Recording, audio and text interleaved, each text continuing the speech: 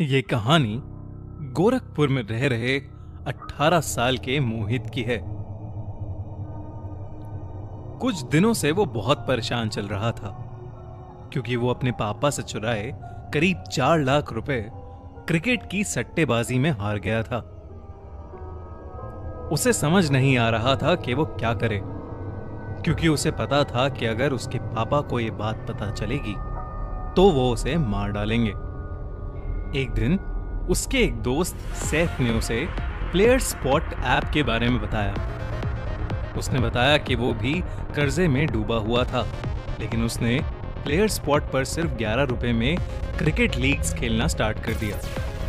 सैफ की अच्छी cricketing knowledge की वजह से उसे एक दिन जैकपॉट मिला और उसने लीग जीत ली।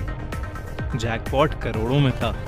मोहित की भी क्रिकेटिंग नॉलेज बहुत अच्छी थी, तो सैफ ने मोहित को भी यही करने के लिए कहा, लेकिन मोहित ने उसे इग्नोर कर दिया। मोहित पापा के डर की वजह से एक शाम उस सट्टा खिलाने वाले बुकी के पास गया और उससे कहा कि वो उसके लिए कुछ भी करेगा, बस वो उसके 4 लाख रुपए वापस दे दे। बुकी मान गया और उसने उसे उसके 4 लाख रुपए दे दिए। अगली शाम उसने मोहित को बुलाया और उसके हाथ में एक चाकू थमा दिया। उस बुकी ने कहा कि मोहित को एक आदमी की जान लेनी होगी। मोहित ये सुनकर घबरा गया और डर के मारे उसे मना करने लगा, लेकिन उस बुकी ने मोहित को बोला कि वो बहुत खतरनाक लोगों के लिए काम करता है और अगर मोहित ने उसकी बात नहीं मानी तो वो उसको और उसके घर वालों को मार डालेगा। मोहित के पास कोई ऑप्शन नहीं था।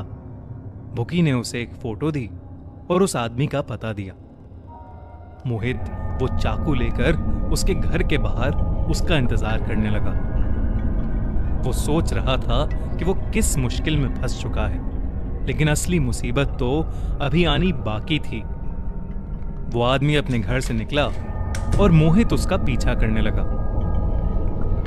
वो आदमी जब एक सुनसान सड़क के पास पहुंचा तब मोहित उसकी तरफ भागा और उसने उस पर चाकू से हमला कर दिया।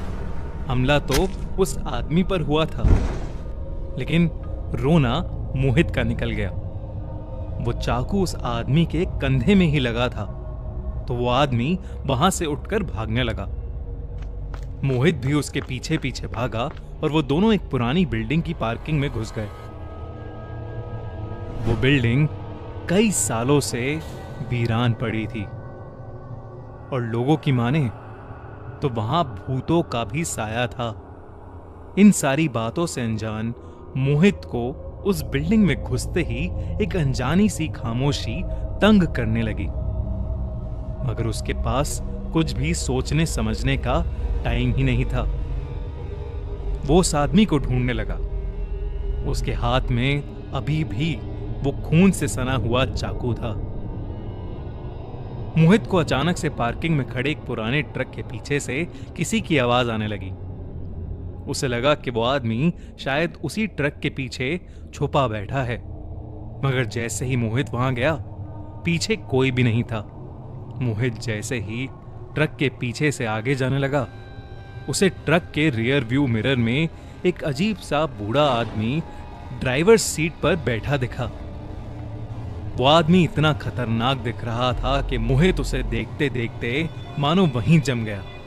उस आदमी के कपड़े खून से सने हुए थे और वो बिना हिले डुले बस मोहित की तरफ ही देखे जा रहा था।